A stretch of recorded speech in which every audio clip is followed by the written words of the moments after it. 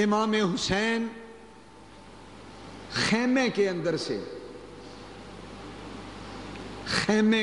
سے کسی بچی کے رونے کی آواز سنتے ہیں. یہ بھی گوارا نہیں کہ اہل بیت کی بچی بھی اتنا روئے کہ خیمے سے باہر آواز جائے. ان کی آواز کا بھی پردہ ہوتا ہے. بچیوں کی آواز بھی باہر نہیں آنی چاہیے. آپ دوڑے، دیکھا سکینہ 5 یا 6 سال کی بچی ہے، رو رہی ہے. اندر خیمے میں گئے، سکینہ رو رہی ہے. زینب، سکینہ کیا کہتی ہے؟ کہا بیچاری نے کہنا کیا ہے، پیاس کی وجہ سے تڑپ رہی ہے. اسی بے تابی سے جلدی جلدی باہر آئے. جب باہر آئے خیمے سے تو آگے حضرت سیدنا عباس، علمدار افواج حسینی، سبحان اللہ سبحان اللہ، امام حسین کے لشکر کے سپہ سالار، امام حسین کے لشکر کے علمدار، جھنڈا لشکر حسین کا حضرت عباس کے ہاتھ میں.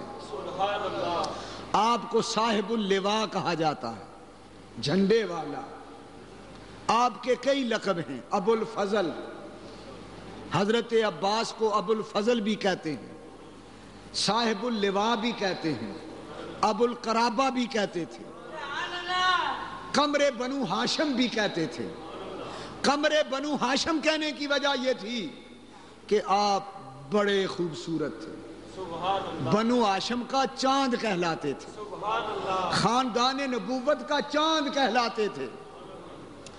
تاریخ کی معتبر روایتوں میں ہے کہ خاندان نبوت کے 2 شہزادے ایسے تھے کہ جب کبھی کبھار بازار میں نکلتے تو بازاروں میں 2 رویا خلق خدا کھڑی ہو کر ان کی زیارت کرتی.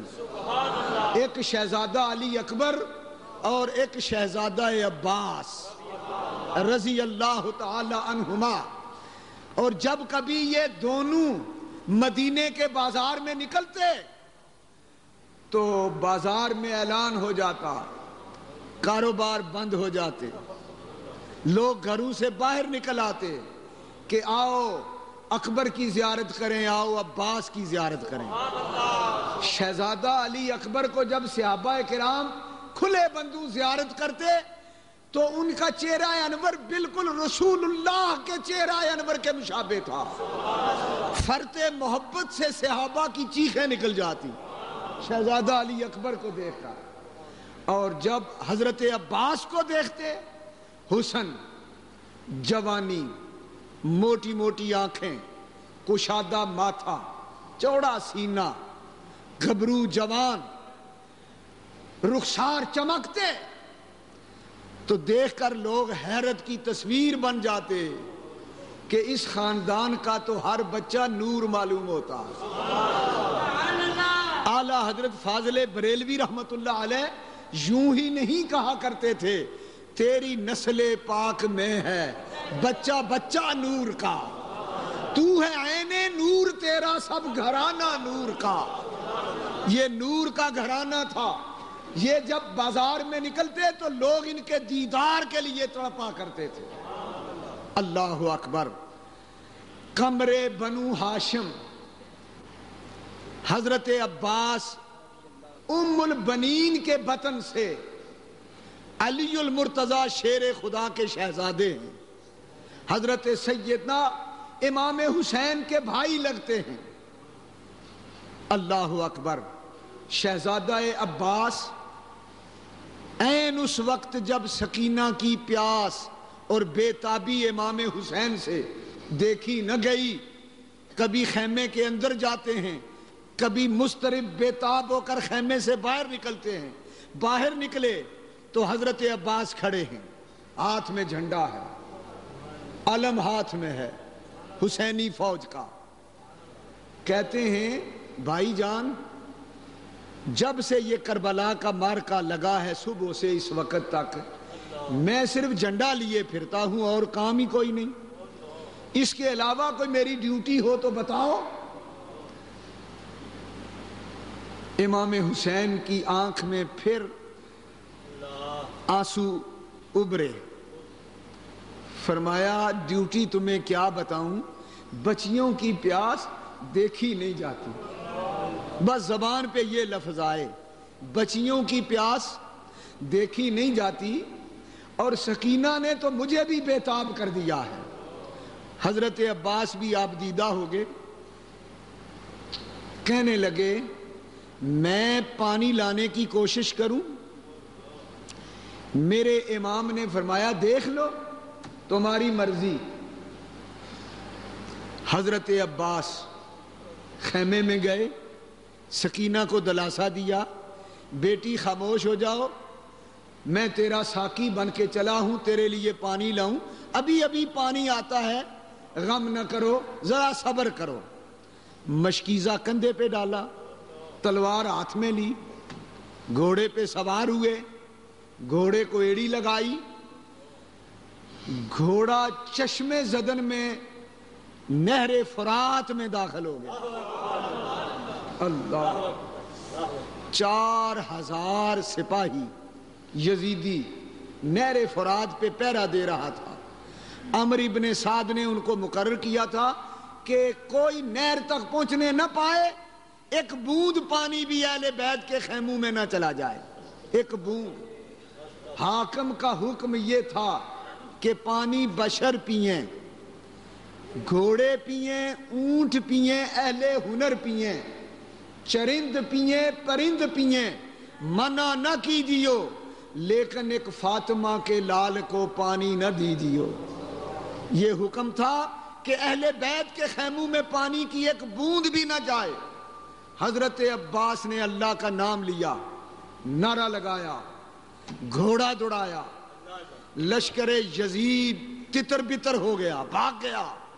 آپ کا گھوڑا نہر فرات میں داخل ہو گیا۔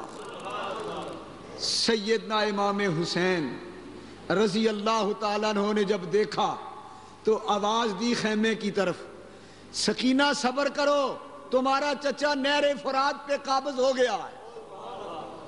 ہاں، حضرت عباس نے خیال آیا کہ ایک چلو پانی پی لوں، چلو اٹھایا نہر سے، منہ کے قریب لائے، حسین کی پیاس یاد آئی، سکینہ کی پیاس یاد آئی، اصغر کی پیاس یاد آئی، اہل بیت کی خیمے میں محبوس بیویوں کی پیاس یاد آئی۔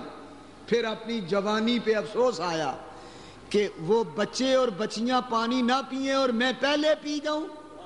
چلو پھر واپس پھینک دیا، مشکیزہ نہر فرات سے پانی کا بھر لیا، دائیں کندھے پہ ڈالا اور نعرہ مار کے گھوڑے کو دوڑا لیا۔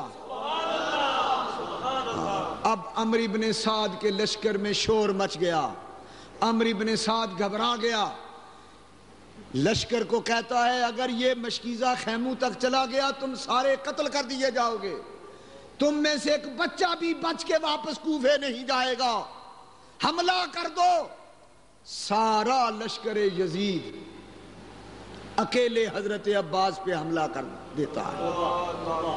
یہ باتیں کوئی صرف قصے کہانیاں نہیں، یہ حقائق ہیں، تاریخ بری ہوئی ہے ان باتوں سے۔ توجہ فرمائیں، سوچیں خاندان نبوت کو خدا نے کتنی طاقت، کتنا صبر، کتنا حوصلہ، کتنا عزم دے رکھا تھا، اور یہ آپ سن چکے ہیں۔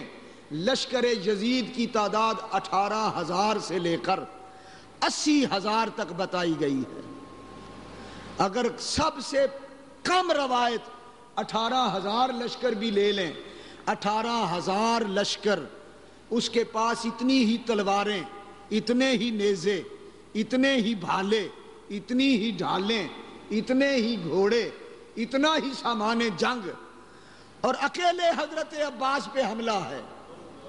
ایک ظالم یزیدی نے آپ کے دائیں بازو پہ وار کیا، دایاں بازو کٹ گیا، آپ نے پانی کا مشکیزہ بائیں بازو میں لے لیا، ادھر سے کسی ظالم نے وار کیا، بایاں بازو بھی کٹ گیا، آپ نے دانتوں سے مشکیزہ تھام لیا، اب بازو تو دونوں نہیں، جہاد کس طرح کرتے، تلوار کس طرح چلاتے، دانتوں سے مشکیزہ تھامے ہوئے ہیں، اور کوشش ہے کہ یہ مشکیزہ لے کر اب خیمے تک جا پہنچوں، لیکن چاروں طرف لشکر یزید تیر پھینک رہا ہے، تلواروں والے قریب آ رہے ہیں، وہ تلواریں چلا رہے ہیں، یہاں تک کہ آپ کے جسم انور پر اتنے تیر لگے، اتنے تلواروں کے زخم لگے کہ آپ زخموں سے نڈھال ہو گئے، کمزور ہو گئے ہیں، لیکن